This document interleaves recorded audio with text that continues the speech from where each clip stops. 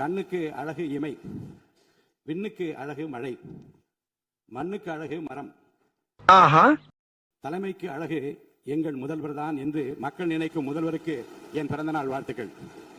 யாரா நீ இவ்வளவு டேலண்டட் ஆகுற? வாழ்வில் எதிர்பாராத விதமாக ஏற்பட்ட விருப்பத்தின் காரணமாக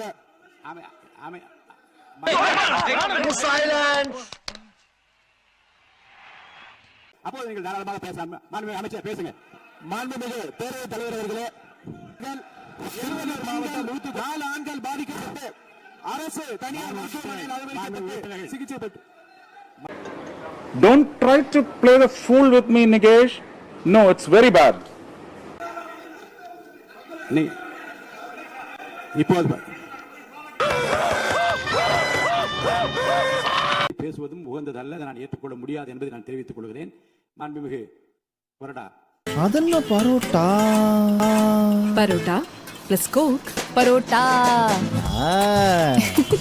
அரசாங்கம் கவனத்துக்கு கொண்டு வருகிறோம். எங்களுடைய கடகத்தை கட்டதை போல அந்த குடும்பத்திற்கு 10 லட்சம் ரூபாய் பணம் முதலமைச்சர் அவர்கள் தர வேண்டும். அவன் படத்தை தூக்கி எறிங்க. என்ன விளையாடுறியா? அது பணம்லாம் செலவாயிடுச்சு. இந்த டேம கட்டுறதுக்கு குடி தண்ணீருக்கு தான் நான் கொண்டு போறோம், விவசாயத்துக்காக நான் கொண்டு போலன்னு சொல்லும் பொழுது அதுக்கான ஸ்ட்ராட்டஜியை நம்மளும் எடுக்கணும். அதுக்காக தான் இந்த முன்னாடி அமைந்த கமிட்டி ஆகட்டும் கமிஷன் ஆகட்டும் எல்லாமே விவசாயிகளுடைய வாழ்வாதாரத்துக்கும் தண்ணிக்காகவும் உருவாக்கப்பட்டது. இந்த மாதிரி நிகழ்ச்சி இதுக்கு முன்னாடி நிறைய நடந்திருக்குது. ஆனா இதுதான் first time. Last day of the 25th DMK government இருக்கு ஜெயம். என்னடா சொல்ற? ஒண்ணுமே புரியல. இந்த ட்ரிபியூனல் ஆர்டரும் இந்த சுப்ரீம் கோர்ட் ஆர்டரும் டைரக்ட் ஆகும். இது என்னுடைய கருத்து. மாண்புமிகு உறுப்பினர் நீ கொடுத்த அந்த குறிப்புகள்லாம் என்ன பேசும்போது என்ற முன்கூடி காமிச்சிட்டு சொல்லலாம்.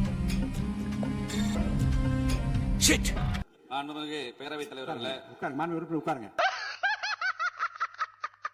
இப்ப நான் 7வது முறையா நீங்க பேசும்போது உட்காருங்க. தயவுசெய்து உட்காருங்க. பரவாயில்ல, ஒண்ணு இல்ல. நீ பொத்திட்டு உட்கார்ற. நமக்கு குறுக்கிட்டதுனால 7வது முறையா நான் எந்திரிச்சிருக்கிறேன். 7வது முறையா மாண்புமிகு முதலமைச்சர் அவர்களை நான் வாழ்த்த கடமைப்பட்டிருக்கேன்.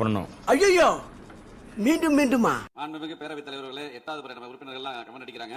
ஐயோ சாமி, வேற டேய் கூண்டு போங்கடா, கோவத்துல போட்ற போற. முதலில் இந்த தனது பிறந்தநாளை கொண்டாடும் மாண்புமிகு தமிழ்நாடு முதலமைச்சர் அவர்களுக்கு எனது உளமார்ந்த பிறந்தநாள் நல்வாழ்த்துக்களை தெரிவித்துக் கொள்கிறேன். தேங்க்யூ. மாண்புமிகு பேரவைத் தலைவர்களே, நம்பிக்கையில் சிறந்தது தன்னம்பிக்கை. தன்னால் எதையும் சாதிக்க முடியும் என்ற நம்பிக்கை தான் தன்னம்பிக்கை. நீங்க ரொம்ப நல்லா பேசுறீங்க. இது மற்றவருக்கு வேண்டுமானால் அது நீர், எங்களுக்கு அது உயிர். இங்கே டெல்டாவில் இருக்கிற அனைத்து சட்டமன்ற உறுப்பினர்களுக்கும் அது நீர். தமிழ்நாட்டில் உள்ள நதிகளை முதல் கட்டமாக இணைப்பது 10 நிமிஷம் 11 நிமிஷம் 8 நிமிஷம் என்று பேரவைத் தலைவர்களே, 8 தடவை ஏன் இன்னொரு மேட்டர் சொல்றேன், கேக்குறியா? சார், நான் ஒரு மேட்டர் சொன்னா அதை மறுத்து பேசக்கூடாது, தெரியுதா கோபி? சார் சுவாமி சார். இப்போ நான் என்ன சொன்னேன்? நீங்க சுவாமி இல்ல கோபி எப்படி வேணா கூப்பிடுங்க சார். வெளியே வா, மம்பட்டி விட்டு நடுமண்டு பொறுக்கலையா? சற்றேறக்குரிய 1.5 மணி நேரமா ஒரே டாபிக் தான் இங்க போயிட்டு இருக்கு. நல்ல விஷயம் தானே. சோ சிஎம் ஒரு ரெக்வெஸ்ட், பெட் பாட்டில்ஸ்ல ஒவ்வொரு டேபிள்லயுமே பாட்டில்ஸ் நீங்க குடி தண்ணீர் வச்சிடலாம். ஒரு நல்ல கருத்தை இங்கே சொல்லியிருக்கார்கள். அந்த கருத்து ஏற்புடையது அல்ல என்பதை நான் தெரிவித்துக் கொள்ள கடமைப்படுகிறேன். என்ற கோபம் வந்தால் தண்ணி பள்ளி கொண்டிருக்க வாய்ப்பு இருக்கிறது. பக்கத்து ரூம்ல இருந்தேன், சத்தம் கேட்டுச்சு, இங்க வந்து பார்த்தேன், இவங்களை அடிச்சிருக்கேன். நீ அடிக்கலைன்னா என் வேலையை பார்த்துட்டு போயிருப்பேன், பட் அடிச்சிருக்கேன். I hate violence against women, even if it's not my jurisdiction. நமது மத்திய அரசு 13 பழங்குடி அமைச்சர்களை வைத்திருக்கின்றது. ஒரு முர்மு, அதாவது உங்களை எல்லாம் நான் ஏன் கூப்பிட்டுருக்கேன்னா, இப்ப நான் என்ன உங்கள்கிட்ட சொல்றது, தேவையில்லாத ஐடியாலாம் கொடுத்துட்டு நம்மளை இறக்கி விட்டு வெடிக்க பார்க்கறானே, இவங்கிட்ட போய் நான் என்னத்தை பேசுவேன்? வெற்றி கழகத்தினுடைய தலைவரும் தமிழகத்தினுடைய முதலமைச்சருமான சா ஜோசப் விஜய் அவர்களுக்கு எது சா Joseph both are not same. Kanyakumari மாவட்டத்தில் இருக்கக்கூடிய மக்களுக்கு குறைந்த விலையிலே நியாயமான விலையிலே அந்த கட்டுமான பொருட்கள் ஜல்லியாக இருந்தாலும் கல்லாக இருந்தாலும் கிடைப்பதற்காக அரசாங்கம் சில கல்குவாரிகளை அரசை ஏற்று நடத்த வேண்டும் என்று இந்த இடத்திலே பணிவோடு கேட்டுக்கொள்கிறேன். Good guide.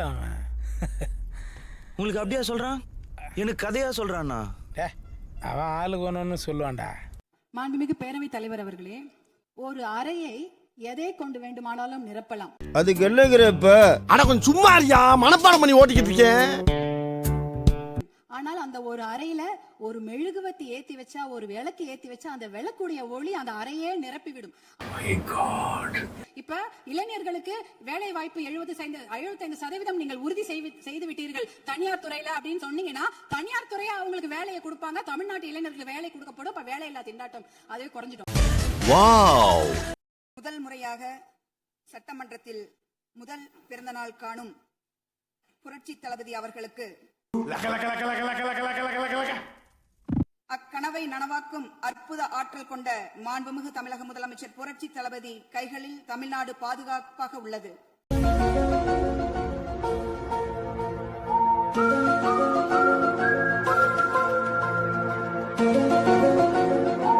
சட்டப்பேரவைத் தலைவர்களே, இது உணர்வுபூர்வமான பிரச்சனை. இதை பேசுவதற்கு ஒரு உரிமை உண்டு. ஏன்னா டெல்டா மாவட்டமான பிரச்சனையில் உணர்ச்சி வசப்படாமல் பேசுங்கள் என்றுதான் நான் காலையில குறிப்பிட்டேன். ஒரு அசிங்கமாய் போச்சு குமார். உச்ச நீதிமன்றத்திற்கு நாம இப்போ நடுவு தாவாவுக்கு போனோம்னு சொன்னோம்னாக்கா ஏற்கனவே 177.25 177.25 ஏதோ ஒண்ணு இருக்கு, ஏதோ ஒண்ணு இல்லடா. 177.25 இங்க திமுக, அதிமுக, டிவிகே, தமிழ் வெற்றி கழகம் என்ற கருத்து வேறுபாடுகள் கிடையாது. ஒய்யா உண்மை நினைச்சேன், சிரிச்சேன். ஒரு வெற்றிக்கு கோபம் முக்கியம் இல்ல, நிதானமும் பொறுமையும். கரெக்ட், நியாயமான பேச்சுப்பா. நான் சொல்லிடுறேன் ப்ளீஸ். வேண்டாமா அப்படின்னா கேட்க போறீங்க? நிறைய சொல்லுங்க, எதுக்கு ஊத்தி வைப்பான். ஆளும் கட்சியாக இருக்கின்ற போது நீங்கள் சொன்ன ஒரே வார்த்தை, நாங்கள் பேசி முடித்ததற்கு பிறகு குறிப்பிடுத்து விட்டு நீங்கள் எந்த கேள்வி வேண்டுமானாலும் கேட்கலாம் என்று.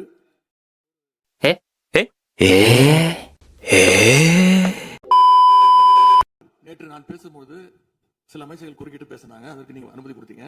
அதே மாதிரி இன்னைக்கு முதலமைச்சர் பேசும்போது சில வார்த்தைகள், தவறான வார்த்தைகள் பேசுறாரு. பார்ட்டி ஃபண்ட், அவர் பார்ட்டி ஃபண்ட் அப்படின்னு சொல்லியிருக்காரு. தைரியம் இருந்தா சொல்லுங்க, நாங்க அதெல்லாம் ஃபேஸ் பண்ண தயாரா இருக்கோம். எதையும் ஆதாரத்தோடு, எதையும்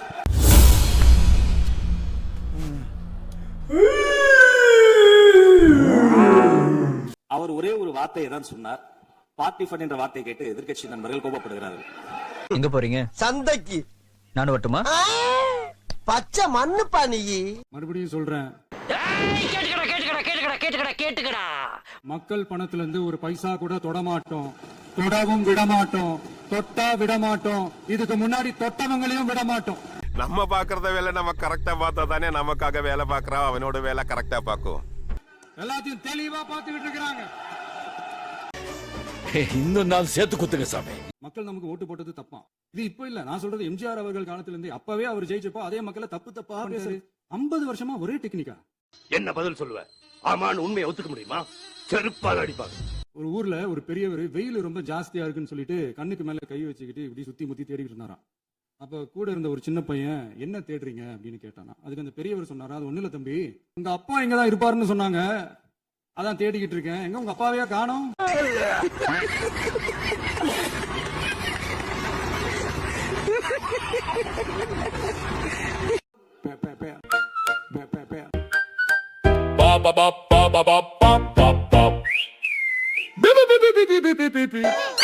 Hit the subscribe button.